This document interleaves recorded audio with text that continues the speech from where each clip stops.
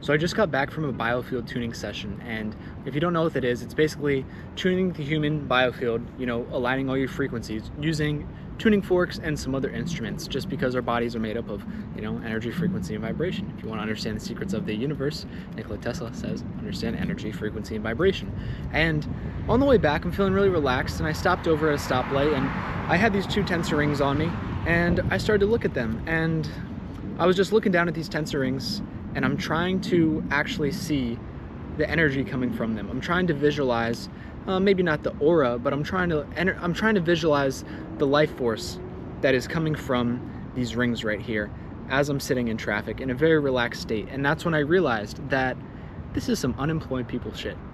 That's what people say. They say your unemployed friend on, a Tuesday, and they're out like kayaking, jumping off of a cliff, and it's like kind of a thing on Instagram these days, is your unemployed friend on a Tuesday, your unemployed friend on a Wednesday, and they're out there, trying to talk to the trees. They're going out foraging for mushrooms. They're, looking and trying to see somebody else's aura. They're just sitting there in silence, and they are meditating. And as I'm here at the stoplight, I'm looking down, and I'm not unemployed, but I did make some time. I've been in phases of my life where I've been very busy. Every single day I'm getting 12 phone calls and texts before 10 in the morning, and I'm just manic all over the place, chaotic. And I'm getting stuff done, and I'm making some money, and that's good. Everything has a time and a place. But right now I'm in a phase where, yes, I'm getting a lot of stuff done, but I also have specifically made time as part of my spiritual journey to just look at a tensor ring and try to imagine, can I see something coming out of here? Can I see the ripples? Can I see the waves? And I also wanted to say that people who live out in the country and have a lot of time don't run red lights, because right after that I see people running red lights. I'm not far from Washington, D.C. right now, and everybody's in a rush. Everybody's honking. I don't like to speak in generalities, but there's a lot of people who are in a rush, and there's a lot of people that are, angry, and they're sitting in the heat, and their air conditioning doesn't work, and they're like, oh, I gotta do this, gotta do that, all day chaos, but they never have time to sit down and just go out there and frickin' look at tensor rings, to look at a deer and see if you can talk back to it, to try to get a bird to land on your shoulder or your hand or your head. And what I was getting at with all of this is that these people who are, unemployed, and they make time to go out there, and I don't think they're actually talking about unemployed people, they're just talking about like adventure outdoor people, but think about this. The system is designed, I believe, the system is designed to keep us in such a constant state of struggle, chaos, and money making only, having a job, J-O-B, just over broke. There's nothing wrong with working. Working is great, getting stuff done, creating is amazing. But the way that our society and our system is set up, for the most part, for most people, is from birth to graduation of high school, the entire system is designed to just hammer out every single bit of human spirit and creativity and questioning authority and looking up at the sky and making note of what the clouds look like today and seeing how the animals interact with each other and seeing, staring at something and being able to see something that's not really there to other people. The people don't have time. We're born as creative beings. We want to go out there. We just want to create, and we want to be happy, and we want to be, I guess you could say, productive. We want to question things. We're curious. But you think of most adults these days, they're not curious. They don't have time to be curious. And this isn't a knock at them. That's just how the system is designed, is to get rid of that creativity. How are you going to go and change the world? How are you going to make a positive impact? How are you going to do something meaningful if you're too worried about just like scraping by every single day? I know what it's like to be worrying about money all the time. I get it. There's another way. I personally have I've done something different. I need this time. This is part of my journey, is to go out and experiment and try new things. And I meet somebody online and I drive 8 hours to go meet them for a project. And, maybe I make a friend. Maybe maybe it's a business opportunity. No matter what the case is, if I was sitting at an office job working, 5 days a week, I probably wouldn't have excess energy. And you can always do it and you can trudge through it. But right now, I have so much life force. I have so much energy. I have so much willingness to learn and creative energy. That's why I'm out here posting these videos. That's why I'm planting wild fruit trees everywhere. If I was working 7 days a week in a job that I hated and I'm stressing about money, I'm not gonna have the mindset of, oh, let me go out here and make the world better by planting fruit. They're just like, oh, let me just escape, let me watch TV, let me numb myself from this pain, which is this new world that we live in that is changing, by the way. We're going to change that, but we need people to go out here and make the time, whether it's living in a truck so you don't have to pay rent, and starting a business that you can run online, or going to work on a farm and giving yourself, and this isn't saying being lazy. This is whatever you can do to find yourself some time, to find your flow, to find where you can get your creative, childlike curiosity and essence back. Because we're born with it. Kids aren't born depressed. They're not born anxious. They're born completely pure. They're a clean slate. And all they want to do is run around and play with things and go out into the woods and put random things in their mouth and learn from those around them. And they say, oh no, don't stand up on that table. Oh, don't touch that thing. Don't do this, don't do that. And then you go through school for 12 years. Oh, sit down all day. You have to do your homework. Why do we have to do our homework? You have to learn this thing. Why do we have to learn this thing? Because that's what everyone else is doing. Because it's going to help you in your future. How is this going to make me money in the future? How is this going to make me happy? How is this going to do this and that? Oh, because we said so. And I don't like that. I never liked when people said, when I would be a kid, and I'd say, talk to my parents, why can't I do that? Because I said so.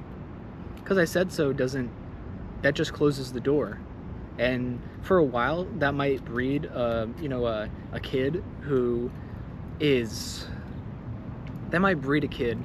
will do what you say. But that kid's not going to understand why you said that in the first place, and they're not going to have that in their mental dictionary or their mental whatever the kid. Like, how do I say this? If you tell a kid, don't do that because I said so, they're not going to know why, and they're not going to understand the world. That's just teaching them to follow blindly authority, which is very dangerous, which is not good in my eyes. If you teach kids how to just do this because I said so, next thing you know, they're going to get into the world and someone's going to tell them to do something that's not in their best interest. And they might go along with it because, the person of authority said so. We should always know why we're doing something. And it's not about disrespecting your parents. It's about knowing the reasons why you shouldn't, go out as a 10-year-old and stay out until 2 in the morning in a dangerous area. They should know why. It shouldn't be just because dad said so or mom said so. Kids, and we're getting that back. I think a lot of people after 2020 realized, wow, the people that were telling us to do stuff this whole time that we trusted and thought they had our best interests in their minds, we realized that wasn't true. And some people haven't woken up to that, but there's a lot of people who have been just going with the flow their whole life, and then they got fired. Dang. Wow, I thought I was going to be here forever. I thought I was going to retire with this company. I thought this was a stable job. Next thing you know, they got to figure some stuff out for themselves again. So next time you see that person, actual unemployment and not doing things and, maybe smoking all day, I don't think that's productive, right? We have to be creating. And I'm running a business myself. I'm running 2 businesses. But I'm living in a truck bed, traveling around, meeting people, chasing the opportunity, finding my childlike curiosity again and my creativity. Because I feel good when I'm creating. When I first left and I was stuck in the wintertime, not leaving the back of the truck, eating food, and then I would try to find some organic gummy bears and not creating anything, I felt like a burden. I felt like I wasn't going and fulfilling my true calling. What does that mean? That's just some hippie shit. Okay. If that's your mindset, that's fine. This message isn't for you then. So I know a lot of people who came from blue collar work. They're a construction crane operator. They're an electrician, and they used to be of the mindset of, drink 20 beers and man up, and, I drink water out the hose and tap water isn't going to kill me. And then all of a sudden they realize, wow, life's a lot bigger than this. Like the tough guys. Tough guys are good. We need tough guys. But tough guys that are in tune with their emotions and their intuition and their body, knowing when they eat something, wow, that wasn't good for me.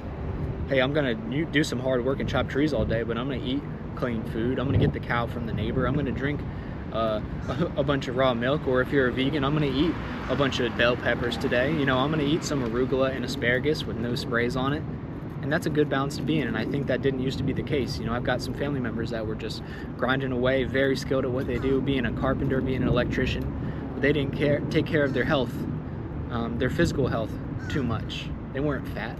They were just eating whatever. They're around a bunch of toxic chemicals, and then, you know, next thing you know, they're dying, and they're still the same type of people who, oh, yo, it doesn't matter. The canola oil isn't going to hurt me, and then, you know, 40 years down the road, they're feeling the consequences from that.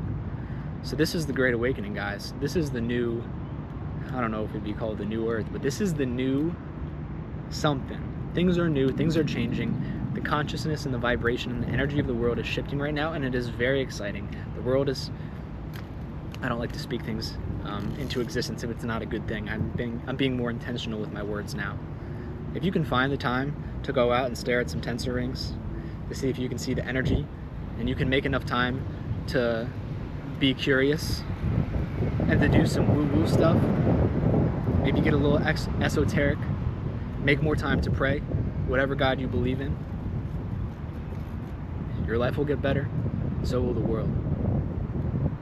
And I don't know if we're all the same. Some people say that we're all the same consciousness and it's shared and this and that, and we're all connected. I mean, I believe we are all the sons and daughters of our Holy Creator. And I like that. I like that thought. So your unemployed friend on a Tuesday at 10 a.m. quotes, not actually, but you see somebody out there doing some cool stuff. Maybe they're on a mission. Maybe they're figuring out who they are. A lot of people go and they drive out west and, you know, maybe live in a tent or a van, and they say they want to find themselves, and a lot of times they're just maybe doing drugs and living a lifestyle of just having meaningless sex, or, you know, whatever it's called when you're pleasure seeking.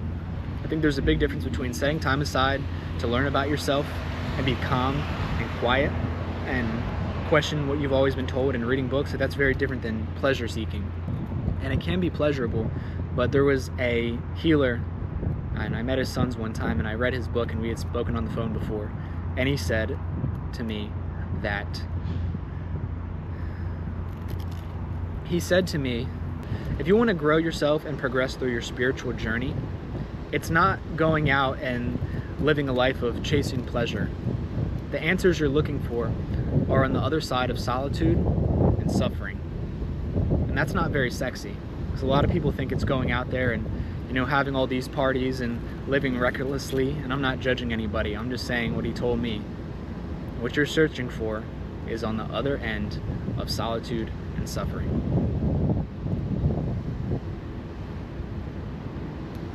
Some of the greatest lessons that I've ever been gifted, so-called bad experiences, have been very low points in my life where I didn't know what the heck was going on. I put all my chips over here and everything blew up, and I thought my life was going to look a certain way, and I thought I had a lot of it figured out, and I think I'm on a roll, and next thing you know, I'm just chopped down to the knees again, and I'm restarting, and I'm wondering what to do. And I felt like a failure.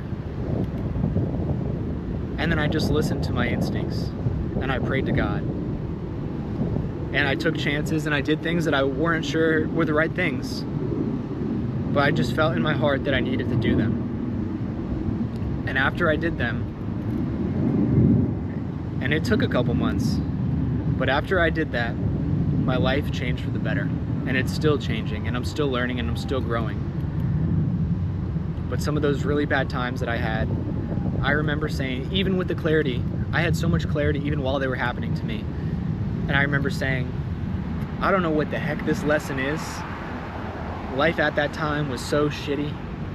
I was healthy, I had my family, so let's not get too crazy, but life felt so bad to me at that time. But I just knew I had a vision. I don't know if the word would be faith, but I said, whatever lesson God is trying to show me right now is gonna be insane. Whatever comes out from the other end of this is gonna be crazy, because everything is so wild right now, and one thing after another kept happening, all of these bad things. And I knew whatever comes from the other end of this is going to be life-changing. And it was. Things did get better, and they still are. But it's all because I took that chance and I took that risk, and I wasn't afraid to lose some comfort, the creature comforts of living in a house, running water, air conditioning and heat all the time. When I was ready to give that up and go deep and dig into myself, solitude and suffering,